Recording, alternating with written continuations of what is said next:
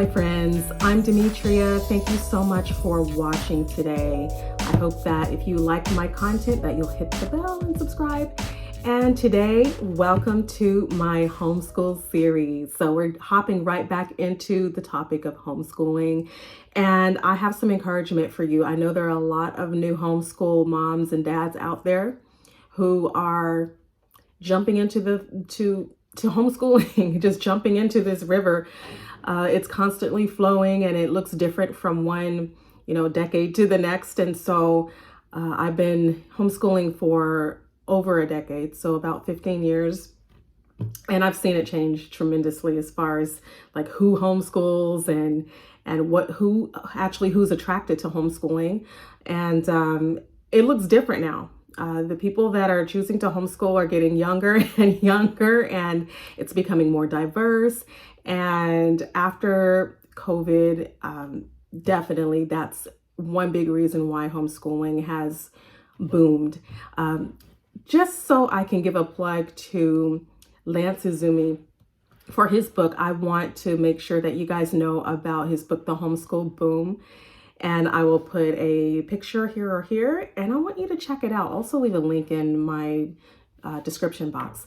But a lot of homeschoolers were featured in his book. He interviewed a lot of different homeschoolers nationwide, and I don't recall if anyone outside of the US, but I would need to read through the book again. But the book is phenomenal. He talks to different homeschoolers who represent different styles and philosophies and worldviews. And I was one of those moms that was interviewed. So I would love for you to check it out. There were so many great tips and advice that you can get from that book. And just to see how homeschooling has exploded since the pandemic and what reasons people have chosen to homeschool. So would love for you to check out his book, and again, check it out below in the description box. So I wanted to share with you today about homeschooling. I love business. I love so many things, but homeschooling has been something that I have a lot of experience in, and just thought that it would be great for me to continue encouraging you guys with home education if you are on that route. So we're going to talk about homeschooling when things get tough. Okay, so I know with the times that we're in right now, it can be tough because a lot of people have not decided to homeschool because they initially wanted to. Maybe they were thrown into it. Maybe you're one of those people that felt like you were thrown into homeschooling back in 2020. But some of you have continued to homeschool as you discovered the benefits of it and just kept your kids at home. So I want to help you guys because I know after having homeschooled for as long as I have that things are going to get tough at some point. If they haven't already for you, you will experience that. And when you do, I don't want it to be a shock to your system because it happens, and sometimes it happens in waves and it may come back again. If you decide to continue for a couple of years, it's going to come back and you'll have to deal with those feelings that I'm going to share with you right now. So here are 3 tips to how to deal with homeschooling, or how to deal with your emotions as far as the overwhelm and the anxiety that can happen when you're in the middle of your homeschool year. You haven't quite, gotten to summer break yet, and you don't see the end coming, and you feel like you're in a tunnel and you're getting maybe a little bit confused because there's so many curriculum options and maybe something didn't work out for your kids and you're having to switch curriculum mid-semester, and then you're concerned, like, are they going to be behind, and all these questions that you might have. So the first thing I want to share with you that you should do is to be willing to be unique, be willing to be different.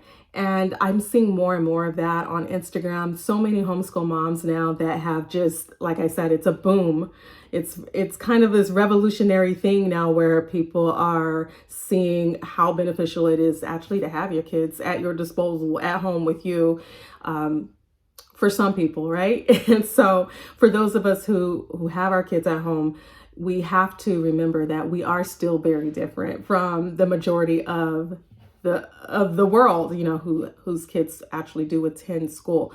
So be willing to be unique is the first thing. Be willing to be different, be willing to stand out, be willing, just know that that's part of the territory. People are going to ask you, aren't your kids supposed to be in school? Or, they may ask you insensitive questions about how you homeschool, what you do, and And, if your kids are really thriving and they may question you, you may have raised eyebrows, and people might not understand what you're trying to do. So the thing is you have to have the guts to stand your ground and say, I don't care what everybody else is saying, but what you do care about is your family, the people that you're connected to, the closest to, who really have your best interest at heart. And most likely that's going to be your partner, your spouse, and your children. So you make that decision amongst yourselves. But being willing to be different and to stand out is the first thing. It's that willingness. And you're going to have those guts to say, I'm doing this, right? Because it's good for my family. It doesn't matter about all the other opinions out there. So if you feel called to homeschool, then this is something you have to really just push, against the grain, because you will get some questions sometimes. Unless you're living, in an area where homeschooling is completely embraced and it's just a common thing in your area. But where I lived, it's not extremely common. I mean, there are pockets of the area where I reside that there are homeschool groups and things like that, but the majority of students are enrolled in public or private school. So I do get questions sometimes about my daughter and like, what is she attending? What is this co-op thing? Or what are you talking about? So I have to explain and be willing to be questioned and have people be confused. So that's the thing, is us always having to educate other people, right? Okay, so that's number one. And then in order to kind of get through your tough days, you have to remember why you started, because they're going to be those tough times. So when you wake up, you don't feel like homeschooling, you don't feel like teaching, you don't feel like running your day the way maybe you started off really strong doing at the first couple of weeks or months of school, and now things are dwindling down, especially when you get into after Christmas, second semester or third quarter, or whatever you like to break up your homeschool years into. But after Christmas, that's tough. Coming back is hard, and jumping back into the swing of things can be difficult if you're just not in that zone anymore, and you start to feel like you're fizzling out as a homeschool parent, and your kids are getting bored, and you're just all just kind of wanting something different, right? So that can happen, and it does happen frequently to many homeschoolers, and you're not alone, and it's okay, and you can keep going, but it just takes some resolve. So remember why you started homeschooling. It's something I've had to continue reminding myself over and over again. And even though our daughter's in online school and it's not traditional in that I don't have to teach her all the classes, I still have to keep myself going, because there are responsibilities I have, overseeing her work as her learning coach. And I still have to be on call to help her with her algebra. And I'm still there, for support. So I'm not completely hands off, but for those of you who are actually creating your lesson plans and you're doing all the work behind teaching all of your kids, sometimes you can experience burnout at various times throughout the year. And that's when you have to just go back and remember, why did I start homeschooling to begin with? What were the benefits that I expected to receive out of doing this? And then look at the progress your children have made so far, and you should be proud of yourself, because I'm pretty sure that they've improved in some area or another. And maybe it's not math, and maybe it's not science or history. Maybe you didn't get all the curriculum together that you wanted in the way that you wanted. But when you look at the things that have improved with your children, I'm sure you'll find something, because being home with you is beneficial to your kids. So there's something that your kids have benefited from. So you can look at maybe it's behavior. I don't know. Maybe it's their anxiety level has decreased because they're not, in a school full of people that don't know or care about them, or they're not having to be subjected to activities and things that are damaging to their self-esteem, or maybe they're not having to be bullied anymore. Whatever it is, like there's some improvement at some place in your children's lives. And so just remember why you started homeschooling, and that's going to help you. And then the third thing that you should do is embrace your today.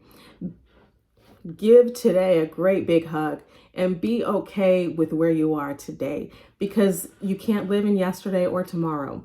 So if you're gonna enjoy your journey of home education, you have to be able to see your family and your experiences and your curriculum choices and your adventures together for what it is. And it's not going to look like anyone else's or any other family's experience. So just jump in there and be happy with what you have so far. Now, if you're dissatisfied with something, there are things you can do. There are tools and resources you can use that you can tweak what you're doing to make things easier for your family and for your children. And I do have tips and suggestions to help you. So if you are looking for someone to help just give you some advice, some mentoring, or some type of coaching with your homeschooling, if you have specific questions, you can reach out to me and I will be here for that.